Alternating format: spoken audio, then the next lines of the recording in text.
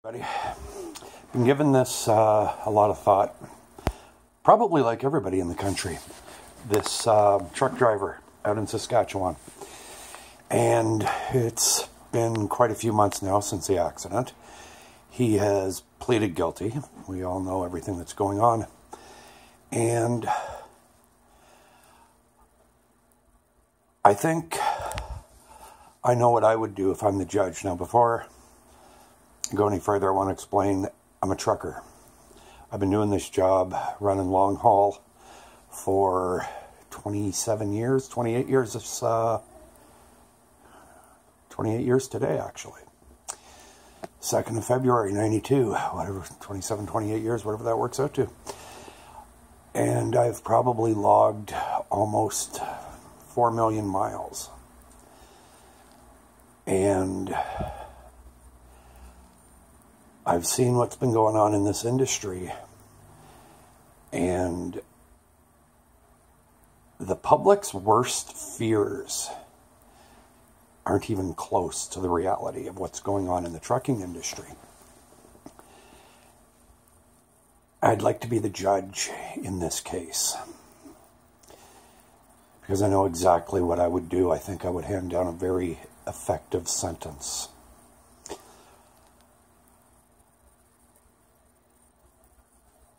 The first thing that I would do is, assuming, of course, you could get away with it, I'd drag the owner of that trucking company in and I'd throw him in jail for 15 years. The owner, not the driver. He'd go to jail. He would be held responsible for what happened with his truck and his driver. And then I'd address the driver. Because he wasn't impaired and because he wasn't distracted by a cell phone or anything else, what we have here is an accident. Lots of people have driven through stop signs. Lots of people have run red lights. It happens. Unfortunately, in this particular case, the results were horrendous. But at the end of the day, I don't think he did anything criminal. And I wouldn't be sending him to jail. What I would do is this.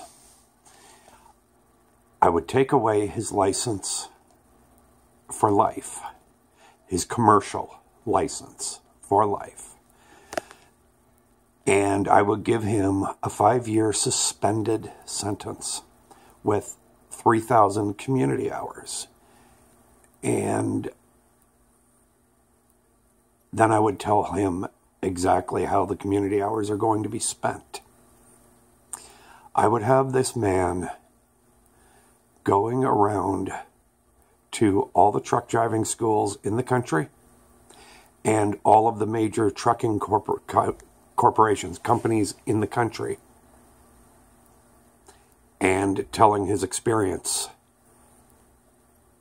and making it mandatory that the drivers, the safety compliance officers, the dispatchers, the mechanics, everybody involved in the trucking company be present to hear him speak about his experience and what he's going through.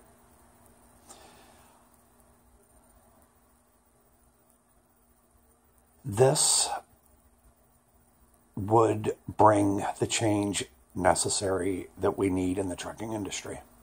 If you think this driver is unique, he's not. Been on the job for 3 weeks and he's hauling B trains. 140,000 pounds of peat moss in a long-nosed Peterbilt with no training, no help. He's just out there all on his own doing the job.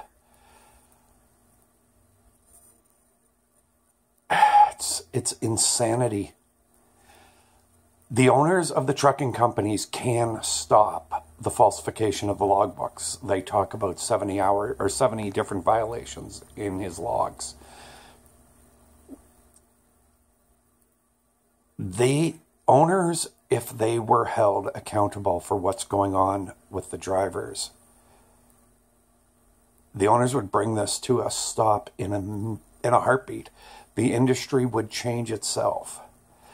But the owners of the companies are immune to what they are forcing their employees to do. And make no mistake about it, they are forcing the employees to do this. Truckers are paid piecework. You're paid by the mile. If you are not turning miles, you are not making money. You sit somewhere for 10 hours, you make no money. And if you don't get the load there on time, they punish you by telling you, we don't have a load right now. You're going to have to sit for a while. And they'll sit you there for 2 days to teach you a lesson.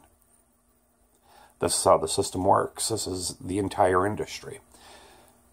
Are there exceptions? Yes, there are exceptions, but they are exceptions. The rule is falsify your logbook, keep your mouth shut, do what you're told, or you and your family don't eat next week. That's the reality. The only way we are going to bring the trucking industry under control is to go after the owners of the trucking companies and throw their asses in jail when something happens with one of their drivers. Make an example out of 3 or 4 of these people, and you're going to see every trucking company change its practices. Throw Joel Ippolito in jail for 10 years. And the safety compliance officer will stop making comments like, we're getting the drivers under control. You throw the owner of Robert Trucking in jail, and they'll put in a training program that will be second to none in the industry. You take Samuel Steele and throw the CEO in jail, and those guys will stop driving like maniacs, drive down the highway real fast.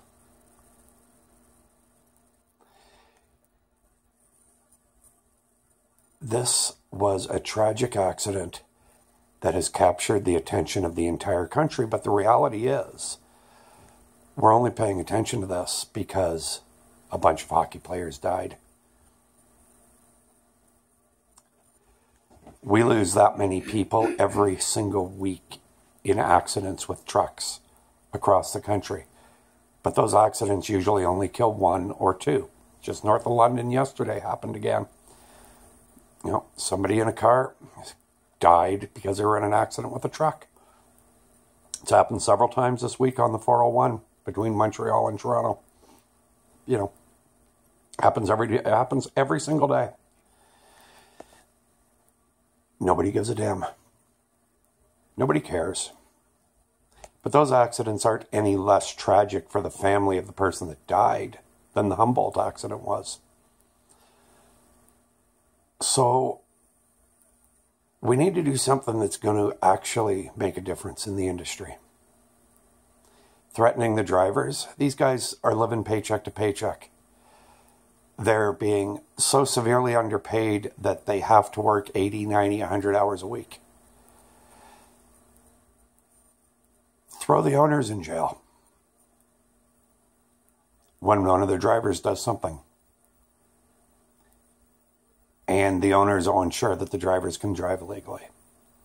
And the other thing that I would change is no more paid by the mile or paid by the load. We have to have a standardized hourly wage where the drivers are being paid from the moment they climb in the truck till the moment they get out of the truck at the end of the day or at the end of the week or at the end of the month. Pay them enough money that they don't have to drive 18 or 20 hours a day. And if you think that these e-logs are the answer, you're delirious. E-logs are not the answer. But that's an entirely different discussion. That's what I'd do with this guy. I'd take advantage of the national attention and I'd change the industry. If you agree, share it.